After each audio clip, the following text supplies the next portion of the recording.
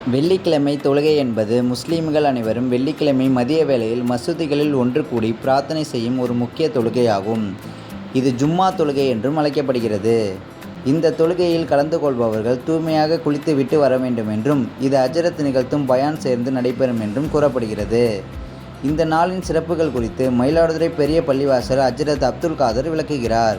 ஜும்மா தொழுகை என்று சொன்னால் அதுக்கு அர்த்தம் தனி ஒரு நபர்களாக சேர்ந்துள்ளதால் தொழுகை.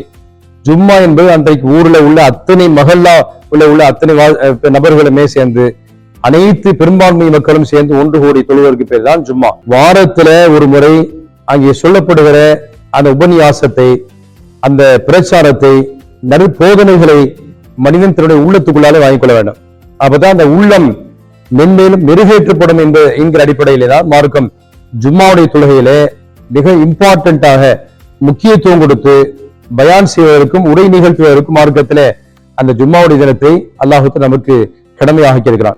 ஈமான் கொண்ட பெருமக்களே, அல்லாஹ்வை நம்பிய ஈமான்தாரிகளே, ஈமான் கொண்ட பெருமக்களே, இதா நூதிய லிஸ்ஸலாத்தி மின் யௌமில் ஜுமா, வாரந்தோறும் வெள்ளிக்கிழமை என்று நீங்கள் உங்களை தொழுகைக்காக வேண்டி அழைக்கப்பட்டால், பாங்கு சொல்லப்பட்டு விட்டால் இலா திக்ரில்லாஹ், அல்லாஹ்வுடைய ஞாபகத்தின் பக்கம் நீங்கள் விரைந்து வாருங்கள் என்று அல்லாஹ் உத்தரவிடுகிறார்.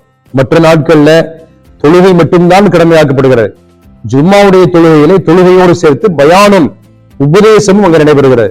சொல்லப்படுகிற அந்த பயானை, அந்த உரை நிகழ்த்தப்படுவதை செவிதாழ்த்தி கேட்கலையோ அந்த உள்ளம் செத்துவிடும் என்கிற அளவுக்கு மார்க்கம் நமக்கு சொல்லுகிறது. நபிகள் நாயகம் ஸல்லல்லாஹு அலைஹி வஸல்லம் சொன்னார்கள், யார் வெள்ளிக்கிழமை என்று தன்னை தயார்படுத்தி குளித்து முழுகி நல்ல ஆடைகளை உடுத்தி மிஸ்வாக் செய்து நல்ல நறுமணத்தை அத்தரை பூசி பெர்ஃபியூமை பயன்படுத்தி மக்கள் எல்லாம் கூட்டமாக உட்கார்ந்து இருக்கிறார்களே, அவங்களுடைய தலையை பிரிச்சிடாம அப்படின்னு சொன்னால் முன் சஃப்புகளை முன் வரிசையில் அமர்ந்திருக்கிற மக்களை எல்லாம் கடமையை தாண்டி போயிடாம கிடைக்கிற இடத்துல அப்படியே லைனா உட்கார்ந்து அங்கே இமாம் சொல்லுகிற அந்த உரையை நீங்கள் கேட்பீர்களேயானால் இந்த ஜும்மாவுக்கும் அடுத்த வாரத்துடைய ஜும்மாவுடைய தொழுகைக்கு மத்தியில் உண்டான இடைப்பட்ட அத்துணை பாவத்தை அல்லாஹ் மன்னிக்கிறான் என்று நபிகள் நாயகம் ஸல்லல்லாஹு அலைஹி வஸல்லம் ஜும்மாவுடைய தொழுகைக்கான விசேஷமான நன்மைகளை பற்றி குறித்து நமக்கு பேசுகிறார்கள். இந்த வெள்ளிக்கிழமை என்றுதான் அல்லாஹ் தஆலா நிறைய நல்ல காரியத்தை அந்த உலகத்தில் நடத்தி காட்டினார்.